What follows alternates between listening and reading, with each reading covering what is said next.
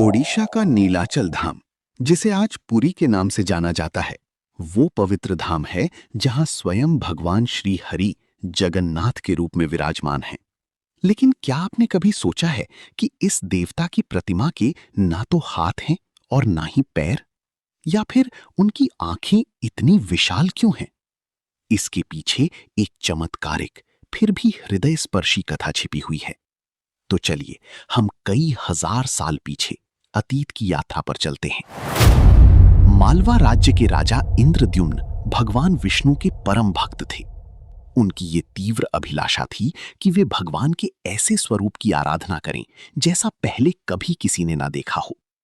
उन्हें ये सूचना मिली कि ओडिशा के घने जंगलों में कहीं भीतर नील माधव नामक एक देवता विराजमान है, जो एक बहुमूल्य नीलम रत्न से निर्मित हैं और जिनकी पूजा शबर जनजाति के मुखिया विश्वावसु किया करते हैं।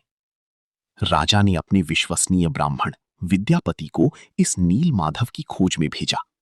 अथक प्रयासों के बाद विद्यापति को अंततः उस गुप्त मंदिर का पता चल गया और उन्होंने नील माधव की दिव्य सौंदर्य के दर्शन किए।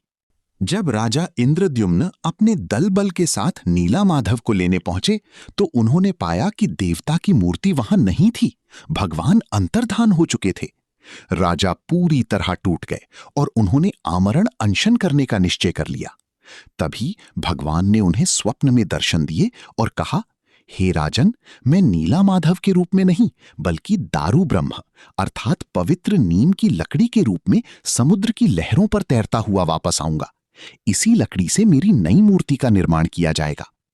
कुछ दिनों बाद पुरी के तट पर लकड़ी का एक विशाल लट्ठा बहकर आ गया। उस पर शंख, चक्र, गदा और कमल के दिव्य चिन्ह अंकित थे। परंतु आश्चर्य की बात यह थी कि ना तो राज्य के सबसे शक्तिशाली हाथी और ना ही पूरी सेना मिलकर उस लट्ठे को टस से मस कर पाई। अंततः जब भक्त विश्ववसु और स्वयं राजा ने मिलकर उसे स्पर्श किया तो वो लट्ठा बड़ी ही सहजता से मंदिर तक पहुंचा दिया गया। जब मूर्तियों को तराशने के लिए कोई भी छेनी या हथौड़ा कारगर साबित नहीं हुआ तो स्वयं दिव्य वास्तुकार विश्वकर्मा एक वृद्ध ब्राह्मण का वेश धरकर राज दरबार में पधारे।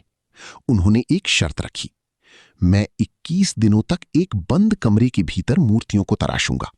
इस अवधि के दौरान कोई भी दरवाजा न तो खटखटाएगा और न ही कमरे में प्रवेश करेगा। यदि कोई भीतर आया तो मैं अपना काम रोक दूंगा और चला जाऊंगा। दिन बीतते गए। हालांकि 14 या 15 दिनों के बाद कमरे के भीतर से कोई भी आवाज सुनाई नहीं दी। रानी गुंडीचा अत्यंत चिंतित हो उठी। क्या वो वृद्ध कारीगर भूख के मारे कालकवलित हो गया था? रानी के जोर देने और उनकी बढ़ती हुई चिंता के आगे झुकते हुए अंततः राजा ने दरवाजा खोल दिया। भीतर प्रवेश करने पर उन्होंने पाया कि कमरा खाली था। वो कारीगर तो गायब हो चुका था। उनके सामने 3 अधूरी मूर्तियां पड़ी थीं, जिनमें ना तो हाथ थे न ही पैर और यहां तक कि उंगलियां भी अभी तक नहीं बनी थीं। राजा को अपनी गलती पर बहुत पछतावा हुआ।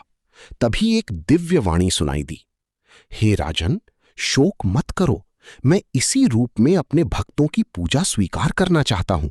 ये इस बात का प्रमाण होगा कि हाथों के बिना भी प्रभु सभी चढ़ावे स्वीकार करते हैं और पैरों के बिना भी वे भक्त की पुकार पर हर जगह पहुंच जाते हैं।